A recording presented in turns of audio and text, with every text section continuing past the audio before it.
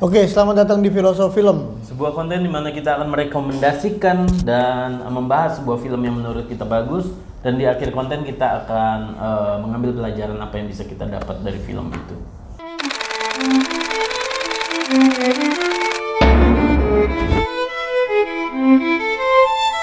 Sekarang kita mau bahas film sesuai dengan topik gua nih, Bang. Mountain. Wah, Judul-judulnya. Iya bener, Bang. Sebuah film lama ya? Iya, film lama tahun 2005, 20 tahun lalu ya? 20 tahun nggak terasa ya. Gua kayaknya baru nonton film ini kemarin loh. Iya. 20 tahun. 20 tahun lalu, Bang. Iya. Iya, sebuah film berjudul Brokeback Mountain. Yang disutradarai oleh Ang Lee ya. Ang Lee, dibintangi oleh Heath Ledger, Jake Gyllenhaal, terus Michelle Williams lagi ya. Yang lalu kita udah bahas ya. Enter by the Sea. Iya, dia lagi nih Michelle ternyata. Williams dan Anne Hathaway. Film ini mengisahkan tentang apa nih ya? Film ini mengisahkan tentang dua koboi yang jadi penggembala domba. Di Gunung Brokeback ya, Bang. Iya, dan di sana akhirnya main koboi-koboyan. Berhubungan. Ya, film ini tentang LGBT ya. Iya, LGBT ya, Bang. Dua orang pria yang kesepian menjadi penggembala di tengah gunung dan tiba-tiba melakukan tindakan seksual yang dianggap menyimpang di masyarakat. Gitu ya. Ada Ini kata lain gay lah. Iya, ini di masa 1960-an, Bang ya. Iya. Film ini menceritakan tentang masa itu. Masa itu di mana LGBT itu belum ada ya. Maksudnya terlarang lah. Sangat terlarang. Ya. Masih pandangan masyarakat tentang kaum LGBT itu masih sangat ekstrim, menolak lah. Iya. Banyak kaum konservatif religius yang benar-benar menolak kaum LGBT. Jadi anehnya ya, walaupun kita sebagai orang-orang yang straight itu nonton agak geli-geli, tapi film ini genrenya drama romantis ya. Walaupun agak geli ya nontonnya. Iya, antara romantis. Cowboy juga ternyata maco juga romantis juga. Iya, dan intrik film ini adalah bagaimana setelah kejadian itu mereka berdua kembali ke tempat masing-masing dan menjalani hidup normal sebagai pria straight, menikah, punya istri, punya anak, dan bagaimana mereka akhirnya mengulang lagi kisah cinta terlarang mereka. Iya, benar. Jadi sebenarnya mereka tuh sama-sama punya rasa. Setelah berpisah, saling kirim surat, akhirnya ketemuan lagi. Kenangan itu masih ada di bawah sadar mereka gitu. Iya. Padahal latar belakang mereka ini bukan gay ya, Bang ya? Iya, bukan gay. Nah, ini yang menarik ya. Gak tau lah, gue nggak mau bahas lah. Gue nggak ngerti, takut salah. Ngerti, ya. Kok di film ini pokoknya dia bilang gue bukan gay gitu. Iya, bukan gay, tapi suka gitu kan. Aneh, pokoknya aneh lah. Jadi sepanjang film ini bagaimana mereka berusaha mempertahankan hubungan mereka yang terlarang sampai akhirnya ya kandas juga gitu. Iya, betul. Nah, fakta-fakta menarik kan seputar film ini, salah satunya tuh Jake Gyllenhaal di film ini hidungnya patah kan. Gara-gara adegan ciuman. Oh, adegan ciuman. Adegan ciuman sama Heath Ledger. Jadi Heath Ledgernya ini yang mematahkan hidungnya gitu. Entah karena grogi, muak atau karena nafsu juga. Apa karena adegan yang bercanda terus agak berantem gitu ya? Tonjokan? Bukan. Berarti pas adegan lagi berhubungan ya? Iya, adegan ciuman. Ada adegan ikonik tuh yang setelah sekian lama nggak ketemu. Di rumahnya. Itu kan dituntut adegan itu bagaimana menggambarkan orang yang kangen, orang yang benar-benar udah lama menggebu-gebu ya, Bang. Menggebu-gebu. Iya. Nah, itu adegan itu tuh bikin hidungnya Jake Gyllenhaal patah. Oh, anjir. Iya. Dan fakta menarik lainnya, si Michelle Williams di adegan yang tadi gue sebutkan tuh, saat mereka berdua udah lama nggak ketemu, terakhirnya ketemu, mereka kan ciuman di samping rumah ya, samping rumahnya si Ennis. Si Ennis. Nah, di situ kan istri dari si Ennis itu memergoki dari atas dari jendelanya kelihatan. Nah, itu saat adegan itu, saat scene di mana istrinya ngeliat, itu si Michelle Williams minta untuk beneran mereka tuh ciuman di depan mata dia supaya dia tuh dapat emosinya. Oh, jadi bukan beda adegan. Bukan, tidak. Maksudnya dalam satu set dari ya, jadi ngambil adegan ciumannya kan pastinya beda. Ya, tapi saat ngambil scene si Michelle Williams, mereka berdua harus ciuman juga. Oh, gitu. Untuk dapetin emosi tertentu yang dibutuhin gitu. Karena kan ternyata setelah film ini akhirnya kita tahu juga si Heath Ledger sama Michelle Williams itu cinlok di film ini. Oh, iya. Jadi saat itu Michelle Williams benar-benar ngelihat cowok yang dia suka gitu kan. Iya benar ya. Jadi pas banget ya, emang dia tuh pasangan gua gitu.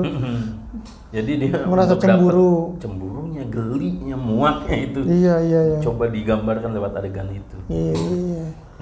Dan juga selain itu, ini agak sedih nih ya. Si Michelle Williams sama Heath Ledger ini kan memang sejak syuting bareng di film ini mereka cinlok. Mereka bangun hubungan.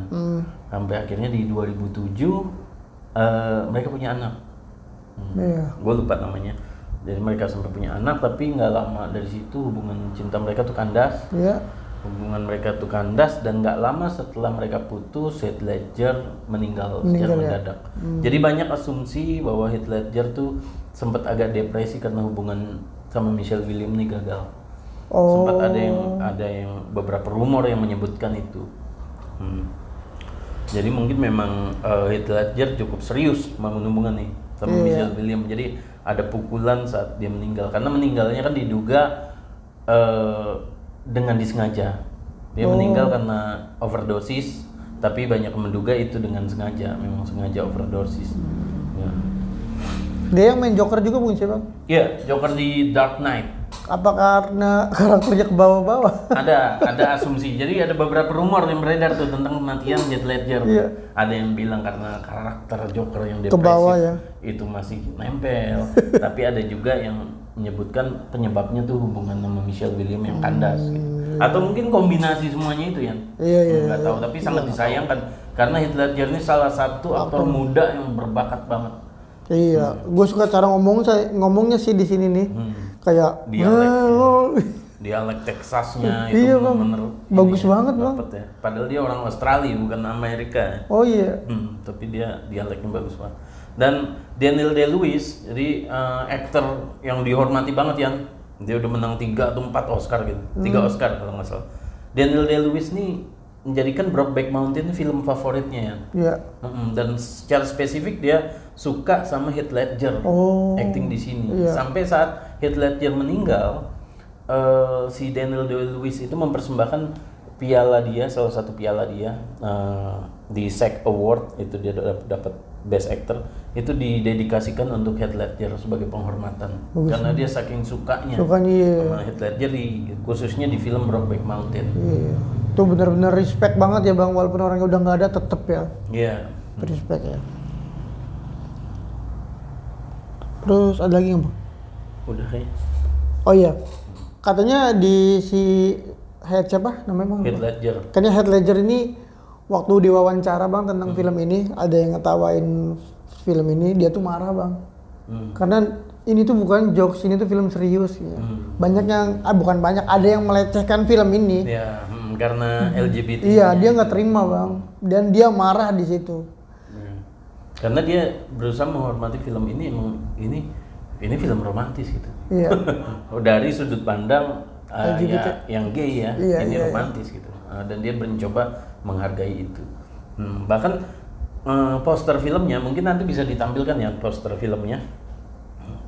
Poster film dari Brokeback Mountain ini itu gaya posternya udah menggambarkan itu berusaha digambarkan seperti Titanic. Jadi ini Brokeback Mountain, ini Titanic. Oh iya sama. Karena direkturnya juga berusaha memproyeksikan ini film romantis, gitu. Walaupun lu geli nontonnya, tapi ini tetap romantis gitu maksudnya. Dan di Oscar 2006 semua orang jagoin film ini untuk menang Oscar Best Picture. Semua orang jagoin, tapi sayang pas diumumin pemenangnya adalah film Crash. Itu semua orang sempat kaget ya. sempat kaget. Kok gini? Sempat ada suara itu di dalam gedung itu waktu pengumuman. Karena orang udah jagoin Brokeback Mountain, tapi banyak yang bilang itu mungkin karena pihak Academy Award tuh nggak mau dianggap mendukung LGBT. Oh bener sih bang, bener. Jadi nyari amannya ya udah pemenang filmnya si Crash aja. Iya, karena pada tahun itu juga di Amerika masih belum banyak LGBT dan banyak orang di Amerika tuh banyak yang menolak film ini ditayang di bioskop-bioskopnya bang. Iya. Banyak penolakan karena kami tidak mau mendukung itu. Tapi, mungkin beda kalau film itu ada sekarang ya. Iya. Mungkin agak beda karena di tahun 2005. berapa ya? Di tahun 2016 atau 17 gue inget yang menang Oscar itu film Moonlight, film tentang LGBT juga. Artinya di tahun-tahun sekarang mungkin Oscar udah nggak terlalu takut dapat stigma itu. Iya, bahkan banyak film yang ada unsur LGBT-nya bang ya. Kayak yang kita kemarin tonton Weapon kan, si Wong, dia punya pacar cowok kan. Sekarang udah lumrah ya. Tapi kalau lu sendiri dalam posisi apa ya? Mendukung atau menolak? Kalau gue atau nggak mau ikut-ikutan? Gue nggak mau ikut-ikutan, bodo amat. Gue juga nggak mau. Iya. Karena hidup gue udah berat bang. Udah jalan hidup gue sendiri aja, biarin lah. Yang melanggar norma agama ya terserah, itu malah lu, bukan gue ya terserah. Kita tidak mendukung dan tidak melarang, terserah. Iya terserah. Di sini bang, adegan favorit apa bang? Ada. Gua waktu ini si Ennis kan tahu bahwa si Jack itu meninggal ya. Oh iya. Ini spoiler ya. Mau di ending ya? Spoiler di ending. Dan dia datang ke rumah masa kecilnya ya. Iya, rumah orang tuanya si Jack. Dan dia diizinin masuk ke dalam kamar Jack. Dan di situ dia lihat si Jack tuh masih nyimpen kemeja yang ada berkas darahnya. Dipakai waktu di Brokeback Mountain. Jadi nggak dicuci kan, kenang-kenangan tuh. Nah di situ tuh actingnya si Heath Ledger sedih pacarnya meninggal itu keren banget. Dia cium kemeja itu sambil nangis. Ada bercak darahnya gitu ya. Itu emang romantis sih kalau ini terlepas dari ini jenis kelaminnya, terlepas dari ini tentang gay, tapi film ini romantis lah. Dan actingnya bagus banget.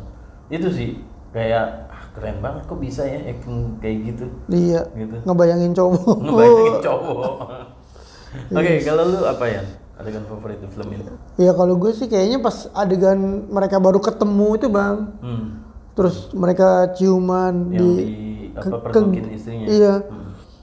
Bukan gua suka ngelihat cowok ciuman bukan, tapi kayak momennya.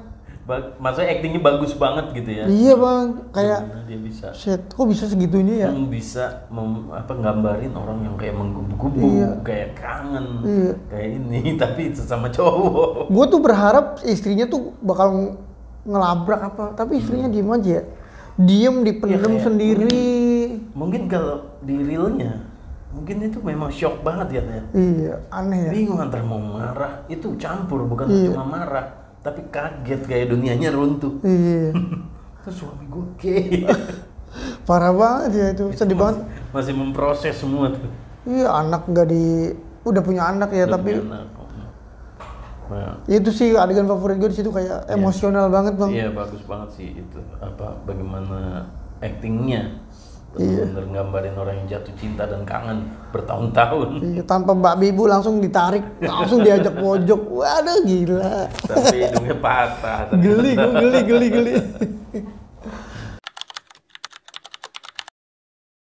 Oke, kalau di film ini apa yang bisa lo kritis sih bang? Gua nggak bisa kritik juga di film ini. Apa ya? Kalau pun ada kritikan, nggak sih, gue suka semua elemen film ini.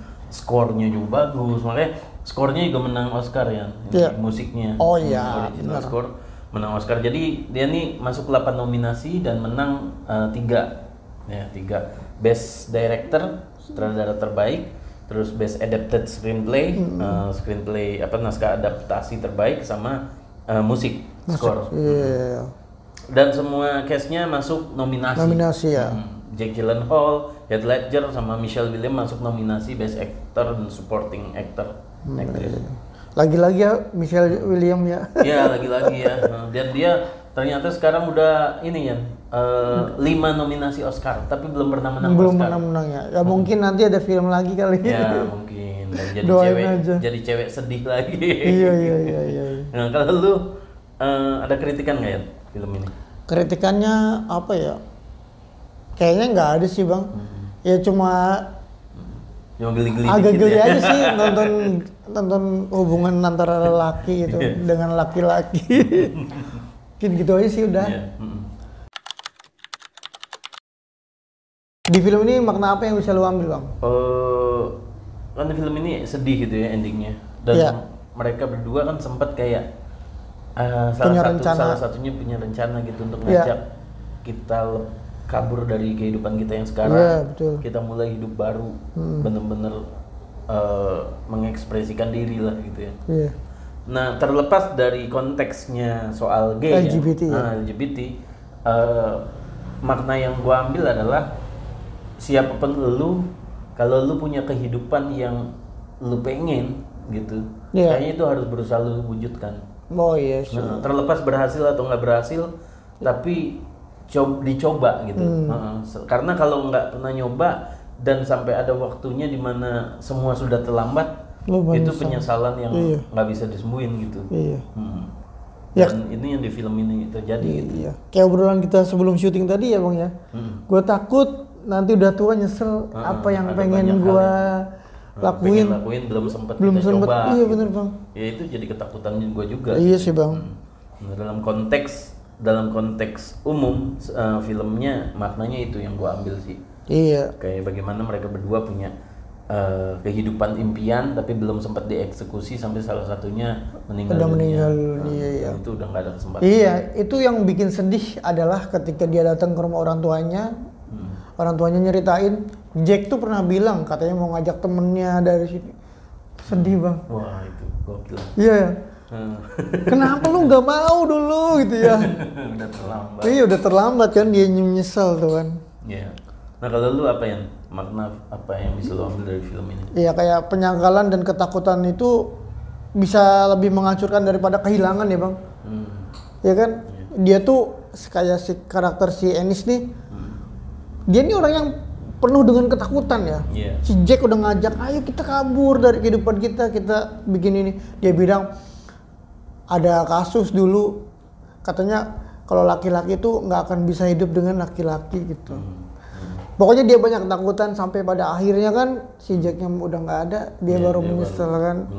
Sampai dia tua, bukan tua sih, maksudnya sampai anaknya udah mau menikah, dia belum nikah juga, belum punya pasangan juga. Sampai ternyata dia menyimpan bajunya si Jack ya. Pas mau ngadirin pernikahan anaknya, dia ngelus-ngelus gitu tuh ya. Dipegang bajunya ya bang ya. Tuh makanya hidup dalam penyesalan ya. Iya, karena dia makanya punya banyak ketakutan untuk mengeksekusi apa yang dia pengen gitu. Iya bener. Dan di sini gunung tuh kayak jadi simbol ya. Ketika di gunung tuh lu bisa mengekspresikan dirimu gimana di tempat sepi. Iya bang. Ketika turun gunung lu balik kehidupan nyatanya. Ternyata banyak norma, banyak etika, banyak hal-hal yang kita jadi takut nunjukin siapa diri kita. Iya gitu. Bang. Bahkan mereka menikah pun karena tuntutan sosial bang. Gue pengen nikah biar terlihat seperti pada umumnya. Ya, tapi lagi-lagi bukan berarti kita mendukung. Iya enggak. Iya bukan. Dalam konteks lain. Secara universal ya bang. Universal. Bukan secara LGBT. Lu punya passion, lu punya impian, lu punya karir yang lu pengen coba atau apapun itu hobi. Iya. Jangan sampai waktu sudah terlambat untuk lu mengeksekusi gitu. Iya bener bang. Sebenarnya film ini tuh cuma simbol doang sih ya. Iya, simbolisme. Kayak semacam semua film lah. Simbol doang kayak ada yang bisa dihiperbola segala macem.